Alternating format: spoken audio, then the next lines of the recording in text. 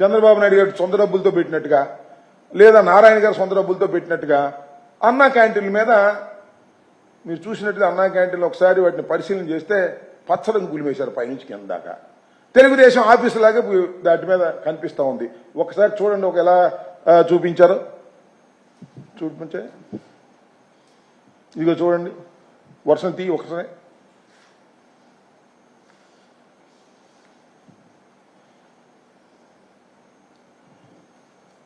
వర్షం అన్ని జిల్లాల మన దగ్గర ఉన్న సమాచారం మేరకు అన్నిటికీ పచ్చరంగు పులిమేశారు. అన్నా క్యాంటీన్ అన్నారు పచ్చరంగు వేసారు. ఇది ప్రభుత్వం పెట్టుకుంటుందా లేక చంద్రబాబు నాయుడు గారు తెలుగుదేశం పార్టీ నారాయణ పెట్టుకుంటున్నారా? ప్రభుత్వ సొమ్ముతో మీకు ఒకటి గుర్తుండే ఉంటుంది. వైఎస్ఆర్ కాంగ్రెస్ పార్టీ అధికారంలో ఉన్నప్పుడు ఇలాగే మాకు వైఎస్ఆర్ కాంగ్రెస్ పార్టీ జెండాకి దగ్గరగా ఉన్నటువంటి రంగులేదో వేశామని హైకోర్టుకి వెళ్ళారు, సుప్రీంకోర్టుకి వెళ్ళారు. సుప్రీంకోర్టులో ఆర్డర్స్ ఇచ్చాయి పార్టీ రంగులు వేయడానికి వీల్లేదని. వైకాపా రంగులు వేయడం దారుణం. ఇది చంద్రబాబు నాయుడు గారు మరి ఇప్పుడు అచ్చెన్నాయుడు గారు ఇచ్చినటువంటి స్టేట్మెంట్. వైకాపా రంగులు వేయటం దారుణమే, మరి తెలుగుదేశం రంగులు వేయటం బ్రహ్మాండమా? మీరు అధికారంలోకి వస్తే మేము దగ్గరగా ఉన్న రంగులు వేసామని చెప్పేసి గందరగోళం చేశారు. వాళ్ళ పచ్చరంగు పులిమేసి భయంకరంగా ఇది తెలుగుదేశం ఆఫీసులాగా కనిపిస్తా ఉన్నాయి.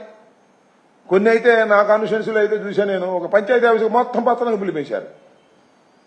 సరే అక్కడ ఎవరో పులిమేరో లోకల్ లీడర్ అంటే అనుకోవచ్చు, ఇదేంటిది అని అడుగుతా ఉన్నా. దీనికి సమాధానం చెప్పవలసినటువంటి బాధ్యత నారా చంద్రబాబు నాయుడు గారికి తెలుగుదేశం ప్రభుత్వానికి ఉంది. ఇలా అన్ని పథకాలు ఎగ్గొట్టేసి కేవలం ఏదో ఒక పూట రెండు పూటలు భోజనం పెట్టి ప్రజల్ని తప్పుదోవ పట్టించి ప్రజల్ని పేదరికం నుంచి బయటకు తీసుకురావాలనేటువంటి ఒక సిద్ధాంతాన్ని ఏదైతే జగన్మోహన్ రెడ్డి గారు భావించారో, చదువు వైద్యం అందించడం ద్వారా పేదవారిని పేదరికం నుంచి బయటకు తీసుకురావాలనే ప్రయత్నం చేశారో అవన్నీ వదిలేసి పేదవారిని మరింత పేదవాడిగా చేసేటటువంటి కార్యక్రమం చంద్రబాబు నాయుడు గారు చేయటం చాలా దురదృష్టకరమని. అన్నా క్యాంటీన్లో అంత అవినీతి జరిగింది.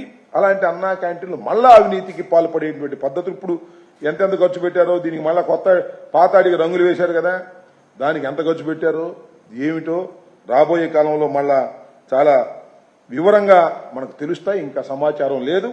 ఆ సమాచారం వచ్చిన దాని మీద కూడా వివరంగా చెప్తామని కూడా చెప్పే ప్రయత్నం కూడా చేస్తామని ఈ సందర్భంగా నేను చెప్పదలుచుకున్నాను.